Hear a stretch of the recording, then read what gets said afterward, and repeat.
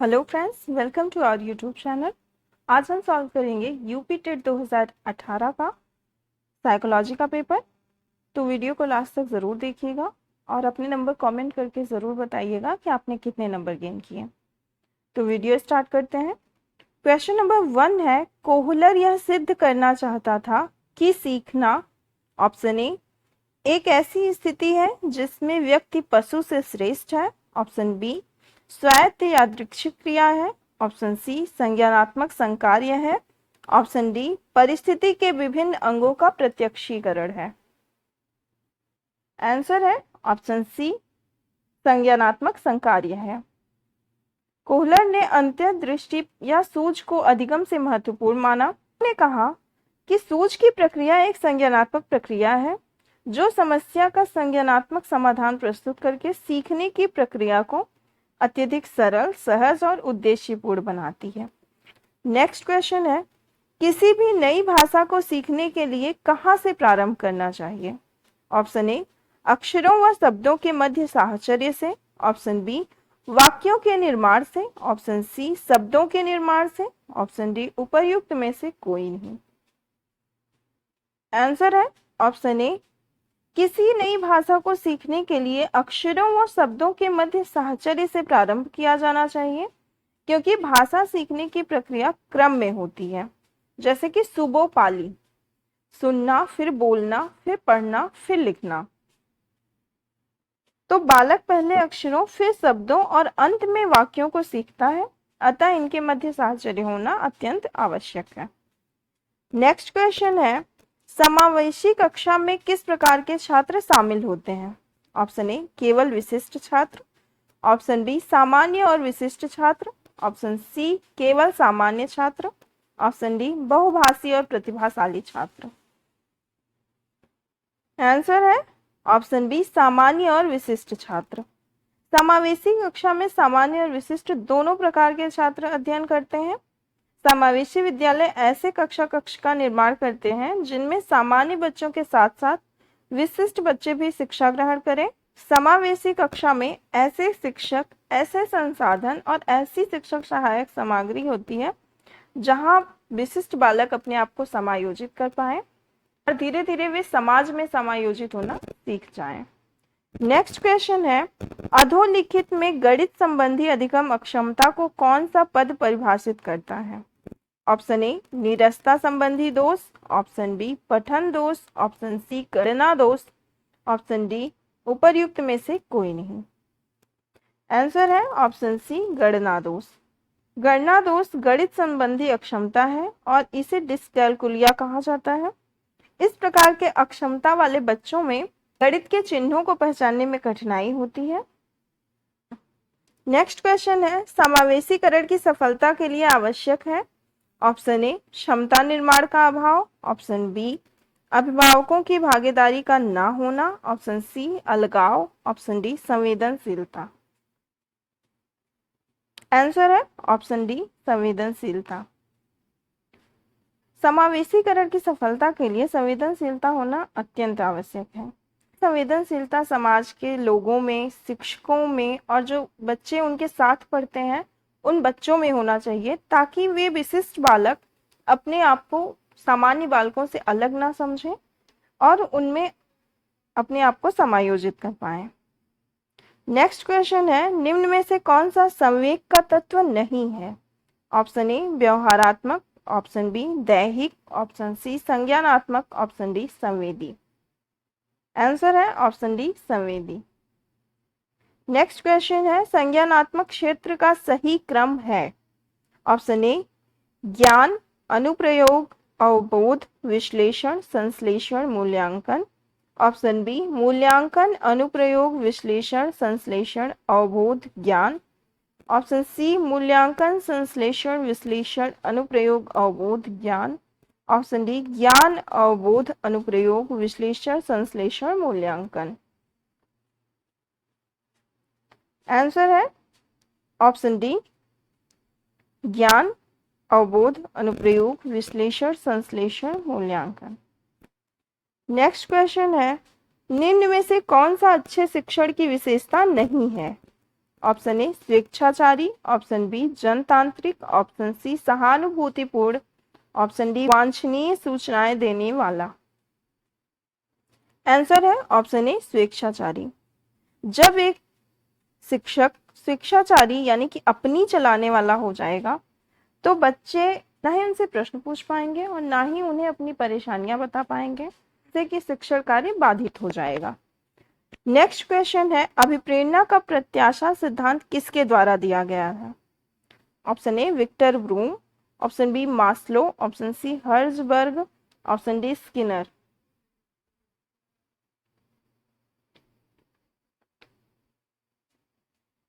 Answer है option A Victor broom.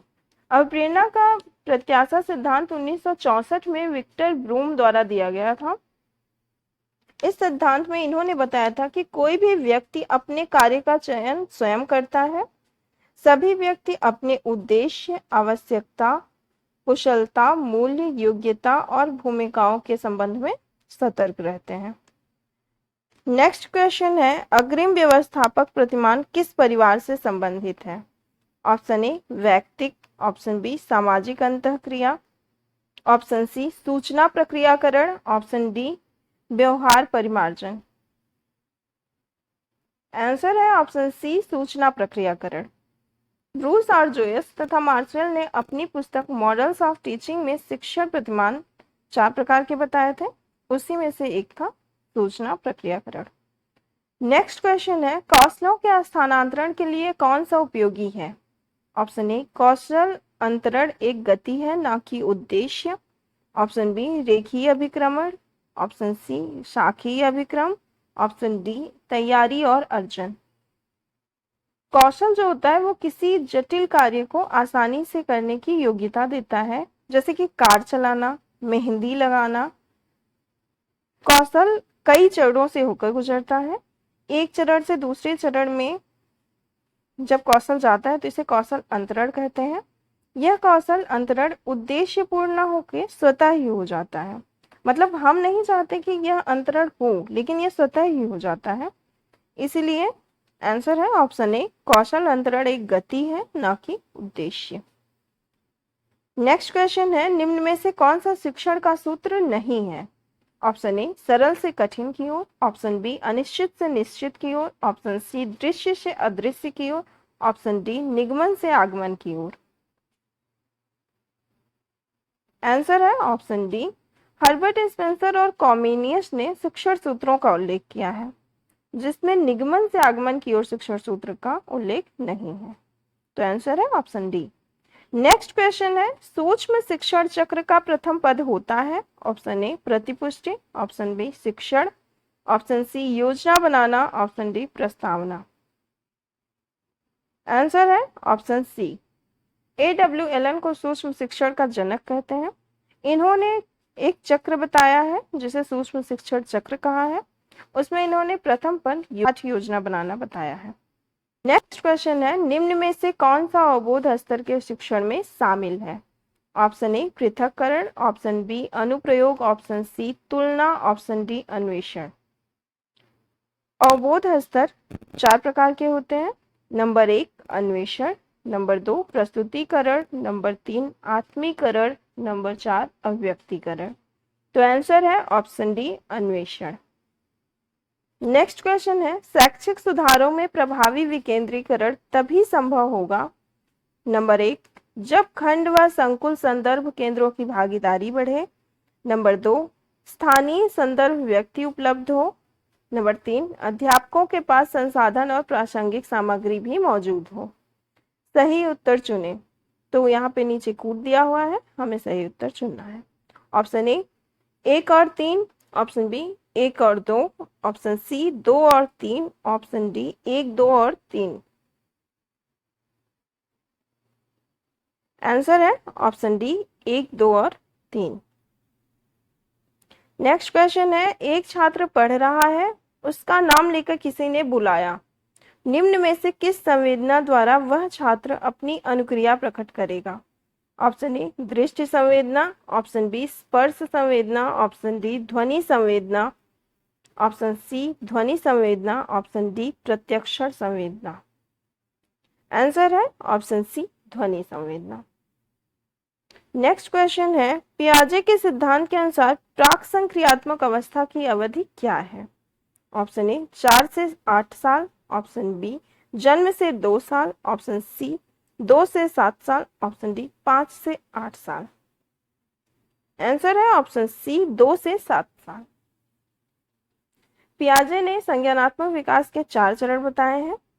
पहला है इंद्रिय गामक अवस्था, जिसकी अवधि जन्म से 2 वर्ष तक। दूसरा है प्राक संक्रियात्मक अवस्था, जिसकी अवधि 2 से 7 वर्ष तक। तीसरा है मूर्त संक्रियात्मक अवस्था, जिसकी अवधि 7 से 11 वर्ष तक। और चौथा है औपचारिक संक्रियात्मक अवस्था, जिसकी अवधि 11 से 15 वर्ष तक माना है। नेक्स्ट क्वेश्चन है, निम्न में से कौन सी बाद की बाल्यावस्था के बौद्धिक विकास की विशेषता नहीं है? ऑप्शन ए भविष्य की योजना की सूझबूझ, ऑप्शन बी विज्ञान की काल्पनिक कथाओं में अधिक रुचि, ऑप्शन सी बढ़ती हुई तार्किक शक्ति, ऑप्शन डी काल्पनिक भयों का अंत। आंसर है ऑप्शन ए भविष्य की योजना की सूझबूझ। बाद की बाल्यावस्था यानी कि पूर्व किशोरावस्था की बात की जा रही है। किशोरावस्था को संघर्ष और तूफान की अवस्था कहा है स्टेनले हॉल ने। तो पूर्व किशोरावस्था में बच्चा भविष्य की योजनाओं के प्रति सूझबूझ प्रदर्शित नहीं करता, बल्कि वह अत्यधिक तनाव में रहता है। नेक्स्ट क्वेश्चन है, इनमें से कौन मनोवैज्ञानिक भाषा विकास से संबंध है? Option A Pavlov, option B Binet, option C Chomsky, option D Maslow. Answer है option C Chomsky. Noam Chomsky भाषा विकास से संबंधित मनोवैज्ञानिक हैं। इन्होंने माना कि प्रत्येक बच्चे में व्याकरण की संरचना अंतर्निहित और जन्मजात होती है। नेक्स्ट क्वेश्चन है, थॉर्नडाइक ने अपने सिद्धांत को किस शीर्षक से सिद्ध किया है? ऑप्शन ए संज्ञानात्मक अधिगम, ऑप्शन बी अधिगम के प्रयास एवं भूल, ऑप्शन सी संकेत अधिगम, ऑप्शन डी स्थान अधिगम। आंसर है ऑप्शन बी अधिगम के प्रयास एवं भूल। नेक्स्ट क्वेश्चन है, गिरोह अवस्था किस आयु वर्ग एवं विलंब विकास से संबंधित है? ऑप्शन ए 16 से 19 वर्ष एवं नैतिकता, ऑप्शन बी 3 से 6 वर्ष एवं भाषा, ऑप्शन सी 8 से 10 वर्ष एवं सामाजिकरण, ऑप्शन डी 16 से 19 वर्ष एवं संज्ञानात्मक। आंसर है ऑप्शन सी 8 से 10 वर्ष एवं सामाजिकरण। 8 से 10 वर्ष में बालक अपने गिरोह का सक्रिय सदस्य बन जाता है और उसमें का विकास हो जाता है। नेक्स्ट क्वेश्चन, पियाजे के अनुसार संज्ञानात्मक विकास की तृतीय अवस्था निम्न में से कौन सी है? ऑप्शन ए औपचारिक संक्रियात्मक अवस्था, ऑप्शन बी पूर्व संक्रियात्मक अवस्था, ऑप्शन सी मूर्त संक्रियात्मक अवस्था, ऑप्शन डी संवेदनात्मक गामक अवस्था। आंसर है ऑप्शन सी मूर्त संक्रियात्मक अवस्था। नेक्स्ट क्वेश्चन, निम्न में से अधिगम में योगदान देने वाले मनोवैज्ञानिक कारकों में कौन सा शामिल नहीं है? ऑप्शन ए अधिगम की इच्छा, ऑप्शन बी प्रेरणा, ऑप्शन सी रुचि, ऑप्शन सी विषय वस्तु का स्वरूप। आंसर है ऑप्शन डी विषय वस्तु का स्वरूप। अधिगम में योगदान देने वाले कारक अधिगम की इच्छा, किसी भी बच्चे में इच्छा होगी तो वो अधिगम कर पाएगा। प्रेरणा, जब बच्चा आंतरिक या बाह्य रूप से प्रेरित हो तो भी वह कुछ भी सीख सकता है। और रुचि, जब बच्चे की किसी चीज में रुचि होगी तो वह स्वयं सीखने की कोशिश करेगा और सीख जाएगा। लेकिन विषय वस्तु के स्वरूप का अधिगम में कोई योगदान नहीं है। नेक्स्ट क्वेश्चन, निम्न में से सामाजिक मूल्य कौन सा है? ऑप्शन ए सहायता परक व्यवहार, ऑप्शन बी प्राथमिक लक्ष्य, ऑप्शन सी मूल प्रवृत्ति, ऑप्शन डी आक्रामकता की आवश्यकता। आंसर है ऑप्शन ए सहायता परक व्यवहार। एनसीटी ने एक पुस्तक लिखी है, document of social moral and spiritual values in education. उसमें उन्होंने 83 नैतिक सामाजिक एवं आध्यात्मिक मूल्यों की चर्चा की है, जिसमें से एक सहायता परक व्यवहार भी है। नेक्स्ट क्वेश्चन है, पश्च अन्वेषण तथा साधन साक्षी विश्लेषण निम्न में से किसके उदाहरण हैं? ऑप्शन ए स्वतः शोध, option B algorithm, option C मानसिक वृत्ति, ऑप्शन डी प्रकार्यात्मक स्थिरता। आंसर है ऑप्शन ए स्वतः शोध। स्वतः शोध विधि में व्यक्ति समस्या का समाधान करने के लिए सभी विकल्पों को नहीं ढूंढता, बल्कि सिर्फ उन्हीं विकल्पों का चयन करता है जो उन्हें सही लगते हैं। नेक्स्ट क्वेश्चन है, सीखने के वक्र अभ्यास द्वारा सीखने की मात्रा, गति और प्रगति की सीमा को ग्राफ पर प्रदर्शित करते हैं। यह किसने कहा है? Option A Skinner, option B Ross, option C Ebbinghaus, option D इनमें से कोई नहीं।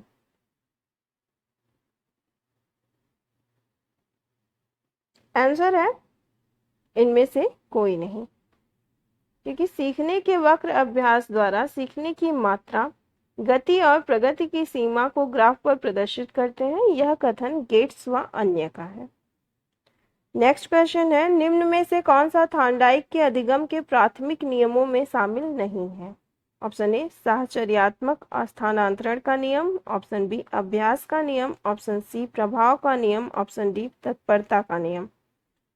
आंसर है ऑप्शन ए साहचर्यात्मक स्थानांतरण का नियम। थॉर्नडाइक ने अधिगम के प्राथमिक नियम 3 दिए हैं, अभ्यास का नियम, प्रभाव का नियम और तत्परता का नियम।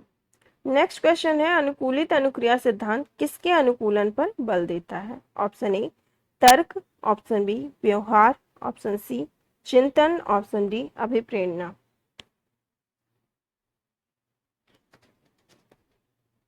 आंसर है ऑप्शन बी व्यवहार।